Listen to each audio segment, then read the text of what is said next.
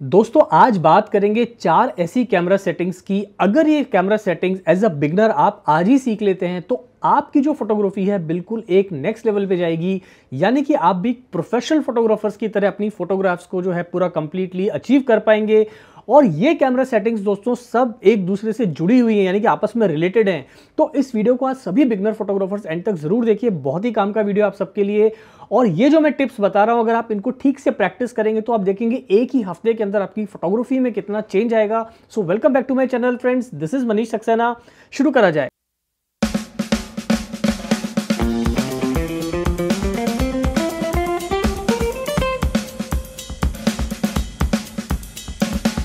अब दोस्तों होता ही है कि जब भी आप फोटो शूट करते हैं तो वहां पर आपने कई बार नोट किया होगा कि आपकी जो पिक्चर्स हैं आपने सारी सेटिंग्स लगाई हैं, सब कुछ आपने अच्छा लेंस यूज किया है, आपके पास कैमरा भी अच्छा है, आपने लाइटिंग को भी अच्छे से यूज किया है, लेकिन फिर भी आपकी जो पिक्चर्स है वो उतनी सटल, उतनी क्रिस्पी, उतनी राइट कलर के साथ या उतनी टेक शार्प या उतनी डिटेल के साथ में आपको नजर नहीं आती है। कुछ ना कुछ पिक्चर के अंदर आपको कमी नजर आने लगती है।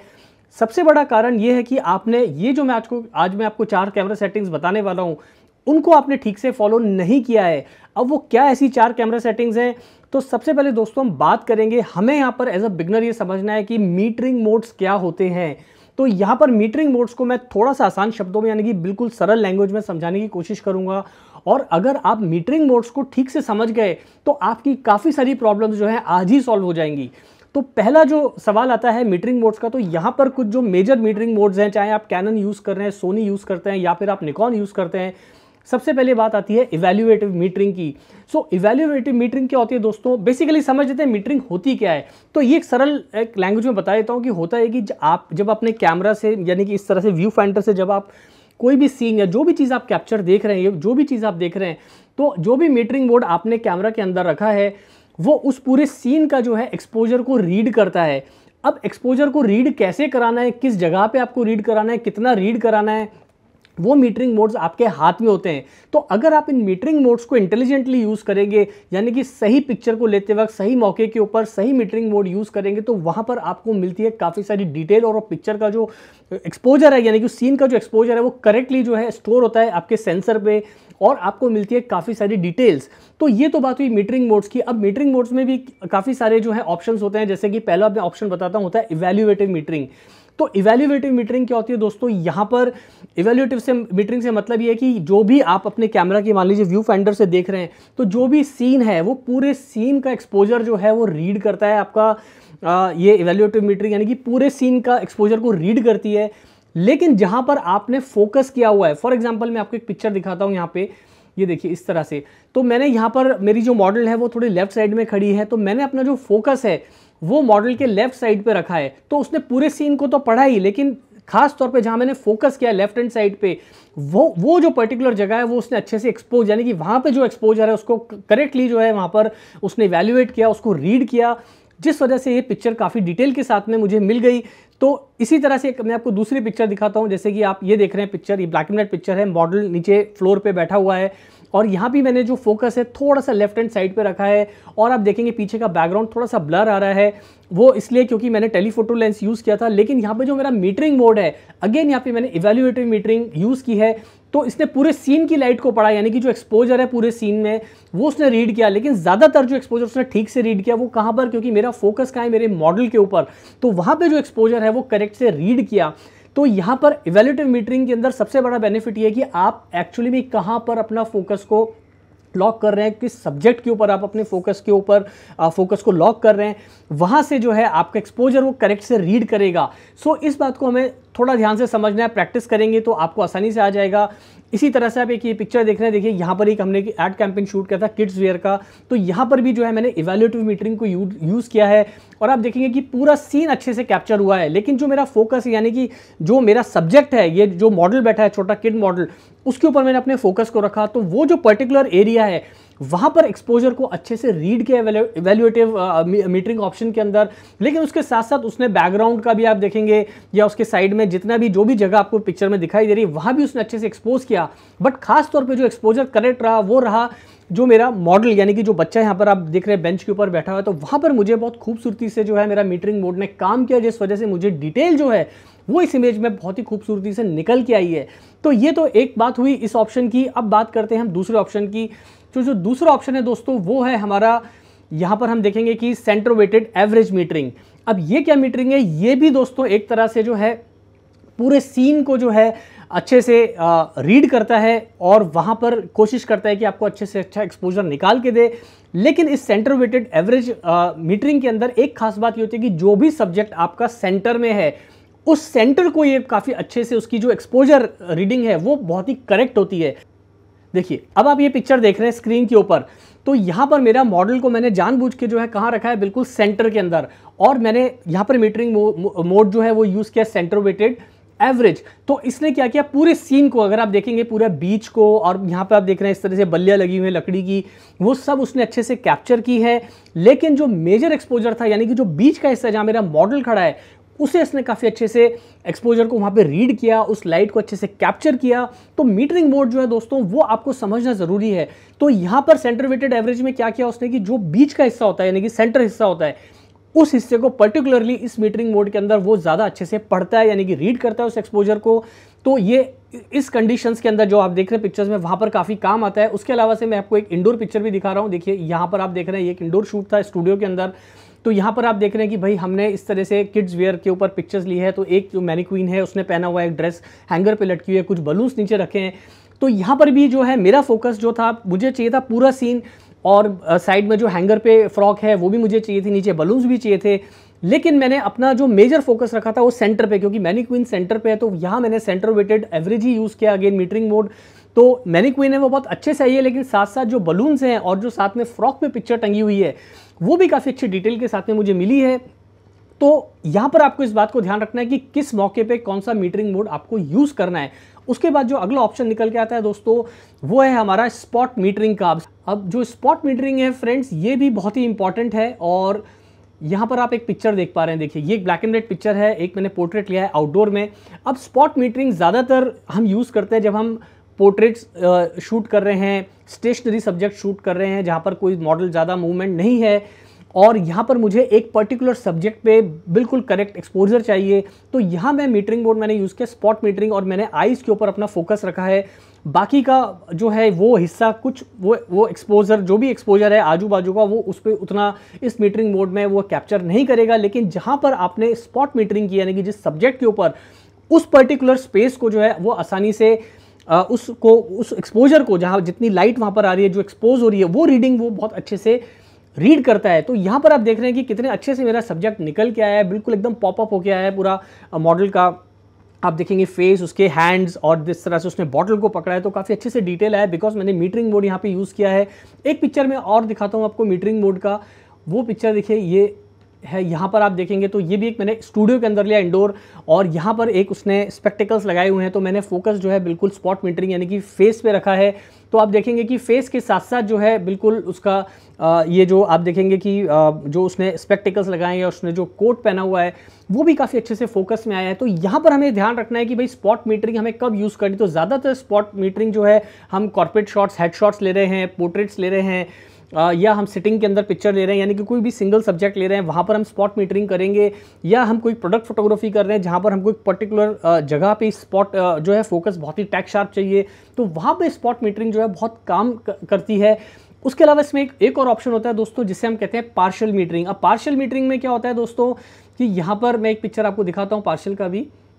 पार्शियल मीटरिंग के अंदर क्या होता है, ये थोड़ा सा जो है स्पॉट मीटरिंग से ज़्यादा जो है कैप्चर करता है। डिपेंड करता है आप कौन सा कैमरा यूज़ कर रहे हैं। अगर आपका कैमरा का सेंसर बड़ा है या छोटा है उस पर भी डिपेंड करता है। जनरली आप पकड़ के चलेंगे तो 6% से 10% तक का ही एरिया कवर करता है ये, because it is called partial metering. तो जो जितनी जगह पर आपने फोकस किया है वो स्पॉट मीटरिंग से थोड़ा सा ज़्यादा होता है। तो आप ये पकड़ लीजिए 10% तक का एरिया कवर करेगा, उस पर्टिकुलर एरिया को वो अच्छे से, उस एक्सपोजर को अच्छे से रीड करेगा आपका कैमरा। तो यहाँ आप देख रहे हैं एक ज्वेलरी का पिक्चर है मैंने लिया है। तो यहाँ भी मैंने फोकस जो है अपना बिल्कुल लॉक किया था आईज के ऊपर ही, क्योंकि उसने मॉडल ने ज्वेलरी पहनी है, ईयरिंग्स पहनी है। तो मैंने थोड़ा सा पार्शियल मीटरिंग रखा ताकि उसका ज्वेलरी, उसका फेस, दोनों चीज़ जो है अच्छे से कैप्चर हो। लेकिन यहाँ पर मैं आपको एक बात कहना चाहूँगा कि आप स्पॉट मीटरिंग भी ट्राई कीजिए इस तरह के शॉट्स में, और आप पार्शियल मीटरिंग भी ट्राई कीजिए। फिर दोनों के टेस्ट शॉट लेके देखिए कहाँ पर आपको डिटेलिंग ज़्यादा मिल रही है, तब आप दोनों में से जो आपको मीटरिंग रखनी है उसको आप फाइनल कीजिए। ऐसा नहीं कि मैंने अभी बोला तो आप भी कोई भी ज्वेलरी के शॉट में पार्शियल मीटरिंग ही रखना है। ये डिपेंड करता है किस कंडीशन में, कितनी लाइट है आपके पास में, किस लोकेशन पे, इंडोर में, आउटडोर में, कहाँ पर आप शूट कर रहे हैं, उसके ऊपर भी बहुत कुछ डिपेंड करता है। तो यहाँ पर मुझे सिर्फ मैंने आपको इमेजेस आपको समझाने के लिए बताई हैं कि भाई स्पॉट मीटरिंग है वो थोड़ी सी ज़्यादा होती है पार्शियल मीटरिंग से, और बाकी के आजू बाजू के एक्सपोजर जो है वो इतने अच्छे से कैप्चर नहीं होगा, वो उतनी जगह लेगा जितनी जगह आपने अपने मीटरिंग मोड रखे अपने कैमरा के अंदर। तो यहाँ पर मीटरिंग मोड्स को हमें अच्छे से प्रैक्टिस करनी है। तो अब आज के इस वीडियो के बाद जो है आप मीटरिंग मोड, अलग अलग मीटरिंग मोड पर पिक्चर्स शूट करिए और देखिए कि आपकी इमेजेस कैसी आ रही हैं। अब बात करते हैं हम दूसरी कैमरा सेटिंग की। जो दूसरी कैमरा सेटिंग है वो होते हैं दोस्तों हमारे ऑटो फोकस ऑपरेशंस। अब ऑटो फोकस ऑपरेशंस के अंदर दोस्तों जनरली दो चीज़ें होती हैं, एक होता है हमारा सिंगल शॉट और एक होता है हमारा AI सर्वो। तो अब बात करते हैं पहले सिंगल शॉट की। अब सिंगल शॉट बेसिकली क्या होता है कि भाई हमें जो अपना फोकस पॉइंट है वो एक सिंगल, यानी कि जब भी हम कोई स्टेशनरी सब्जेक्ट शूट कर रहे हैं, मान लीजिए जैसे कि मैंने बताया आपको पोर्ट्रेट शूट कर रहे हैं, या एक ही मॉडल है स्टूडियो के अंदर, आपको फुल लेंथ लेना है, 3/4 लेना है, सिटिंग में लेना है, या आप कोई पर्टिकुलर जो है एक प्रोडक्ट को शूट कर रहे हैं, तो वहाँ पर सिंगल शॉट जो है एक बार के अंदर आप, जैसे आपने अपना कैमरा पकड़ा और आपने यहाँ पर जो आप देख रहे हैं शटर रिलीज बटन दबाया और यहाँ पर आपने लॉक किया, और जैसे ही आप क्लिक करेंगे सिंगल शॉट एक बार में एक ही शॉट आएगा। फिर दोबारा आपको शॉट लेना, आपने हाफ प्रेस किया, दूसरा आ गया, उसके बाद क्लिक किया, पिक्चर क्लिक हो गई। इस तरह से जो है आप अपने पिक्चर्स को लेते जाते हैं एक के बाद एक, यानी कि सिंगल शॉट, यानी कि एक शॉट के बाद एक शॉट। तो ज़्यादातर सिंगल शॉट काम कब आता है, जब हम बहुत ही कंट्रोल्ड एनवायरनमेंट में काम कर रहे हैं, बहुत ही हमारी जो शूटिंग कंडीशन है हमारी कंट्रोल में है। मसलन अगर मैं एक मॉडलिंग पोर्टफोलियो कर रहा हूँ, ज्वेलरी का शूट कर रहा हूँ, ब्यूटी एंड हेयर फोटोग्राफी कर रहा हूँ, जहाँ पे सब कुछ मेरे कंट्रोल में, लाइटिंग मेरे कंट्रोल में, सब्जेक्ट एक ही है, मूवमेंट ज़्यादा नहीं है और मेरे हिसाब से ही सब कुछ काम हो रहा है, तो वहाँ पर सिंगल शॉट एक बहुत ही अच्छा ऑप्शन रहता है और यहाँ पर आपको पिक्चर मिलती है क्रिस्टल क्लियर। अब इस बात का आपको ध्यान रखना है कि आपका ऑटो फोकस ऑपरेशंस और आपके मीटरिंग मोड, ये दोनों जो है it goes hand in hand. तो यहाँ पर दोनों चीज़ आपस में बहुत रिलेटेड हैं। तो अगर आपका सही मीटरिंग मोड होगा, सही ऑटो फोकस ऑपरेशंस होंगे आपके, तो ये चीज़ जो है आपकी इमेज के अंदर निकल के आती है, ये चीज़ आपको काफ़ी डिटेल देती है आपकी फोटोज़ के अंदर। तो इस बात का आपको ध्यान रखना है। अब जो दूसरा ऑपरेशन होता है हमारा ऑटो फोकस का, वो होता है हमारा AI। तो इसे हम कहते हैं बेसिकली आर्टिफिशियल इंटेलिजेंस। एंड अब ये हमें कब यूज़ करना है, जब भी हमारा सब्जेक्ट, यानी कि हमारा सब्जेक्ट मोशन में है, यानी कि सब्जेक्ट हमारा जहाँ पे कोई भी सब्जेक्ट में मूवमेंट बहुत है। मान लीजिए मैं पैनिंग फोटोग्राफी कर रहा हूँ, तो मैं left to right, right to left अगर पैन कर रहा हूँ अपने कैमरा को इस तरह से, तो यहाँ पर क्योंकि मैं कोई, मान लीजिए कोई ऑटोमोबाइल का शूट कर रहा हूँ, कोई गाड़ी निकल के गई है, तो मैं लेफ्ट टू राइट जा रहा हूँ, तो यहाँ पर क्या फोकस मेरा कंटिन्यूस है। So that is why I have selected AI servo. तो यानी कि कंटिन्यूस फोकस है, जब तक वो मूवमेंट रहेगा तब तक वो फोकस, जितना मूवमेंट है उस मूवमेंट के साथ फोकस भी जो है मूव करता रहेगा, whether it is left to right, right to left. तो ये AI सर्वो में कब यूज़ करते हैं, जब हम स्पोर्ट्स फोटोग्राफी कर रहे हैं। आप देखते हैं ग्राउंड में फुटबॉल का मैच चल रहा है, वहाँ पर काफ़ी मूवमेंट है, बॉल यहाँ से वहाँ जा रही है, प्लेयर्स उसके पीछे भाग रहे हैं, तो वहाँ पर फोकस जो है कांस्टेंट नहीं है, हमारा सब्जेक्ट कांस्टेंट नहीं है, वो सब्जेक्ट जो है कंटिन्यूसली जो है मूव कर रहा है। तो वहाँ पर ये AI सर्वो जो है फोकस पॉइंट या जो ऑटो फोकस ऑपरेशंस हैं वहाँ पर परफेक्टली काम करते हैं। क्रिकेट का आपने मैच देखा होगा, आपने एथलीट्स को भागते हुए देखा होगा, या आप कहीं भी किसी इवेंट में डांस वांस के पिक्चर्स ले रहे हैं, किसी कॉन्सर्ट में जहाँ पर मूवमेंट काफ़ी है, तो वहाँ पर इस तरह के फोकस पॉइंट्स काम आते हैं। तो यहाँ पर अब हमें समझ में क्या आई, दो कैमरा सेटिंग, यानी कि हमारा मीटरिंग मोड, दूसरा हमारा ऑटो फोकस ऑपरेशंस। तो ये दोनों चीज़ जो है बिल्कुल एक साथ जुड़ी हुई है। तो दोनों का कॉम्बिनेशन जो है वो आपको बहुत ही सटल, बहुत ही क्रिस्पी, बहुत ही डिटेल वाली इमेजेस देता है। अब बात करते हैं हमारे तीसरे ऑप्शन की दोस्तों। तो आज का जो तीसरा ऑप्शन है वो रहेगा हमारा पिक्चर स्टाइल। अब पिक्चर स्टाइल भी दोस्तों बहुत ही इंपॉर्टेंट है। जाने अनजाने में हम देखते हैं हमारे पास, हमारे कैमरा में बहुत सारे ऑप्शंस है, पोर्ट्रेट है, लैंडस्केप है, फिर हमारे पास स्टैंडर्ड है, फिर हमारे पास में विविड है, और भी पता नहीं अलग अलग तरह के, मोनोक्रोम है, फलाना है, ढिमका, दुनिया भर के जो है ऑपरेशंस यहाँ पर आपको ये सिलेक्शंस मिल जाते हैं पिक्चर स्टाइल के। तो यहाँ पर आपको ध्यान रखना है कि अगर आपके कैमरा में न्यूट्रल या फ्लैट का ऑप्शन है पिक्चर स्टाइल का, फ्लैट का है तो आप फ्लैट चूज कीजिए, न्यूट्रल का है तो आप न्यूट्रल चूज कीजिए। वो मैं इसलिए कह रहा हूं कि देखिए क्या होता है कि कोई भी इमेज की जितनी हमें डायनामिक रेंज मिलेगी, यानी कि जितनी हाइलाइट्स और शैडोज जितनी अच्छी खासी हमारे सेंसर पे कैप्चर होंगी, जितनी ज़्यादा डिटेल मिलेंगी, सिंपल सा मतलब है जितनी हाइलाइट्स हैं, जितनी शैडोज, जितनी सारी डिटेल के साथ हमारे सेंसर पे आ रही हैं हमारी, यानी कि पिक्चर कैप्चर हो रही है उसके साथ, उतना ही हम पोस्ट के अंदर उसको कलर ग्रेड कर सकते हैं। वहाँ पर हम उनकी जो भी डायनामिक रेंज है उसको हम रिकवर कर सकते हैं और इमेज जो है वो बहुत ही खूबसूरत डिटेल के साथ में निकल के आती है दोस्तों। तो अगर आपके पास में न्यूट्रल का ऑप्शन है, फ्लैट का ऑप्शन है, तो आप ना तो स्टैंडर्ड पे शूट करिए, ना विविड पे, ना पोर्ट्रेट मोड पे, आप दोनों में से कोई भी एक पिक्चर स्टाइल ले सकते हैं। और जब आप बाद में पिक्चर आपकी शूट हो जाएगी तो बाद में आप पोस्ट प्रोडक्शन में जाइए, वहाँ पर आप देखेंगे, मैं यूज़ करता हूँ कैप्चर वन प्रो या लाइटरूम अपने पोस्ट प्रोसेसिंग के लिए। तो जब मैं अपनी इमेज को कैप्चर वन में खोलता हूँ तो वहाँ पर मैं जो है हाईलाइट्स और शेडोज़ को अच्छे से रिकवर करता हूँ, ब्लैक पॉइंट्स को, व्हाइट पॉइंट्स को अच्छे से रिकवर करता हूँ। उससे जो इमेज है वो बहुत ही खूबसूरत निकल के आती है दोस्तों, और उसकी जो डिटेल है वो बिल्कुल एक प्रोफेशनल लगती है। और आप भी एज अ बिगनर इन चीज़ों को जब प्रैक्टिस करेंगे तो आप देख पाएंगे कि आपकी इमेज जो है बहुत ही प्रोफेशनल नजर आ रही है और एक अच्छे प्रोफेशनल फोटोग्राफर की तरह आपकी इमेजेस में भी जो है डिटेलिंग आने लगी है। तो picture style is again very important. अब last but not the least, तो यहाँ पर आखिरी जो सेटिंग आती है वो आती है दोस्तों वाइट बैलेंस।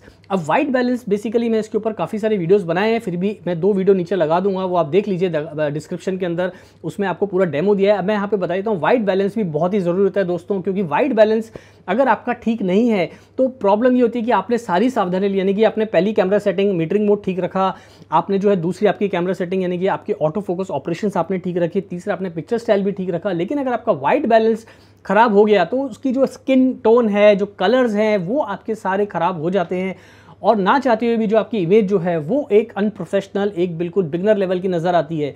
अब यहाँ पर करना क्या होता है दोस्तों, एक सिंपल सा आपको एक 400-500 रुपये का ग्रे कार्ड खरीदना है, लिंक मैंने डिस्क्रिप्शन में लगा दिया है उसका, वो आप मंगा सकते हैं अमेजोन से ऑर्डर करके, आपके घर आ जाएगा। वो ग्रे कार्ड आपको अपने मॉडल यानी कि सब्जेक्ट के सामने रखना है, एक पिक्चर लेनी है ग्रे कार्ड के साथ में, और बाद में जब आप पोस्ट में जाएं तो उस पिक्चर को आप जाके पोस्ट के अंदर कैसे करेक्ट करते हैं वो मैंने प्रोसेस वीडियो के अंदर डिस्क्रिप्शन में एक वीडियो डाला है, वहाँ पर आप देख सकते हैं, तो पूरा प्रोसेस समझ में आ जाएगा। और कई बार अगर आपके पास कैनन या निकॉन का या सोनी का कैमरा है तो आपके इन कैमरा भी आप वाइट बैलेंस ग्रे कार्ड से करेक्ट कर सकते हैं। वो डिटेलिंग भी मैंने उस वीडियो के अंदर बताई, तो उस वीडियो को आप जरूर देखिए। इन शॉर्ट कहने का मतलब ये है कि हमको वाइट बैलेंस का बहुत ज़्यादा ध्यान रखना है। तो अगर वाइट बैलेंस हमारा दोस्तों करेक्ट होगा तो आपकी इमेज के कलर्स नेचुरल आएंगे, स्किन टोन खूबसूरत लगेगी। और जब हम ये चारों चीज़ों को एक साथ प्रैक्टिस करते हैं, यानी कि मीटरिंग मोड को, हमारे ऑटो फोकस ऑपरेशंस को, हमारे पिक्चर स्टाइल को और हमारे वाइट बैलेंस को, तो ये चारों चीज़ें जो हैं बहुत ही कमाल करती हैं और आपकी पिक्चर जो है बहुत ही नेक्स्ट लेवल पर नजर आती है। अब ये बात मैं आपको इसलिए बोल रहा हूँ कि आप एक बिगनर है और अगर आपके पास में एक निकॉन D5600 जैसा एंट्री लेवल कैमरा है, या 1500D या कैनन का 200D Mark II या 200D या इसके ऊपर के लेवल के कैमरा हैं, तो आप इन चारों कैमरा सेटिंग्स को फॉलो कीजिए और आप देखेंगे कि बहुत ही कमाल की, इन कैमरास के ऊपर भी आप बहुत ही कमाल की डिटेल वाली इमेजेस ले पाएंगे। और मुझे बताइएगा जरूर अगर आपने इन चारों कैमरा सेटिंग्स को अप्लाई किया, आपको इमेजेस कैसी मिली और ये वीडियो आपको कैसा लगा। अगर मैंने कोई कैमरा सेटिंग छोड़ दी हो इस वीडियो के अंदर तो मुझे कमेंट करके जरूर बताइएगा, मैं जवाब देने की करूंगा पूरी कोशिश। और ये वीडियो कैसा लगा वो भी कमेंट करके आप जरूर बताइएगा। आज के लिए इतना ही दोस्तों, जल्दी मिलते हैं फिर नए वीडियो के साथ। चैनल को जो दोस्तों सब्सक्राइब करना बिल्कुल मत भूलिए, क्योंकि जब आप चैनल सब्सक्राइब करते हैं तो दिल को लगता है बहुत ही अच्छा। जल्दी मिलते हैं फिर नए वीडियो के साथ। Thanks for watching.